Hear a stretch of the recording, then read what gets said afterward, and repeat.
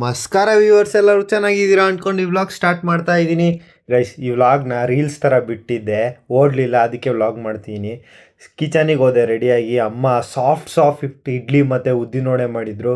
ಉದ್ದಿನೋಡೆ ಯಾಕೆ ಈ ಶೇಪಲ್ಲಿದೆ ಅಂತನಾ, ಸುಮ್ಮನೆ ನಮ್ಮಮ್ಮ ಟ್ರೈ ಮಾಡಿದರು ಈ ಶೇಪಲ್ಲಿ, ಚೆನ್ನಾಗೇ ಬಂದಿತ್ತು. ಬನ್ನಿ, ಇಡ್ಲಿ ಮಾತ್ರ ಸಕ್ಕದಾಗಿತ್ತು ಗೈಸ್. ಹಿಂಗೆ ಮುರ್ಕೊಂಡು ಬಾಯಲ್ಲಿಟ್ಟು ತಿಂತಾ ಇದ್ದರೆ ಮಸ್ತಾಗಿತ್ತು ಮಾತ್ರ.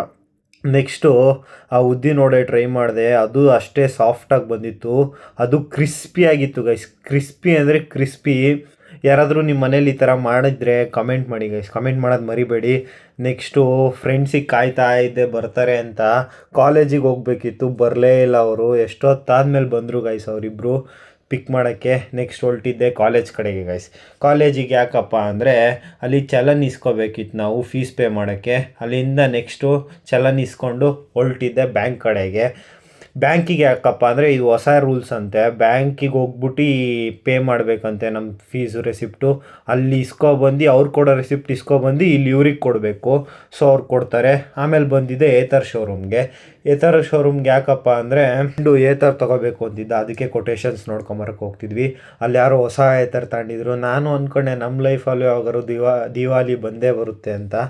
ಸೊ ಅಲ್ಲಿಂದ ನೆಕ್ಸ್ಟು ಏತರೆಲ್ಲ ನೋಡಿಕೊಂಡು, ಏತರಲ್ಲೂ ಇಷ್ಟೊಂದು ಕಲರ್ಸು, ಹೊಸ ಕಲರ್ಸ್ ಬಿಟ್ಟಿದ್ರು ಗೈಸ್. ಅಲ್ಲಿಂದ ನೆಕ್ಸ್ಟ್ ಬಂದು ಮಿಲ್ಲಿಗೆ ಹೋಗಿ ಮಿಲ್ಲಲ್ಲಿ ಎಲ್ಲ ಹಾಕ್ಸ್ಕೊಂಡು ರಾಗಿನ. ಸೊ ಸಂಜೆ ಬಂದಿದ್ದೆ ಬ್ಯಾಡ್ಮಿಂಟನ್ ಕೋರ್ಟ್ ಹತ್ರ. ಸೊ ನಮ್ಮ ಬ್ಯಾಡ್ಮಿಂಟನ್ ಕೋರ್ಟಲ್ಲೆಲ್ಲ ಮ್ಯಾಟ್ ಹಾಕ್ತಿದ್ರು, ಹೊಸ ಮ್ಯಾಟು ಗೈಸ್, ಸಕ್ಕದಾಗಿತ್ತು. ವರ್ಕೆಲ್ಲ ನಡೀತಾ ಇತ್ತು, work in progress guys. Mat ಮೇಲೆ ಆಡೋ ಫೀಲೇ ಬೇರೆ ಗೈಸ್. ನಿಮಗೆ ಇಷ್ಟ ಆಗಿದ್ರೆ ಲೈಕ್ ಮಾಡಿ, ಫಾಲೋ ಮಾಡೋದು ಮರಿಬೇಡಿ ಗೈಸ್.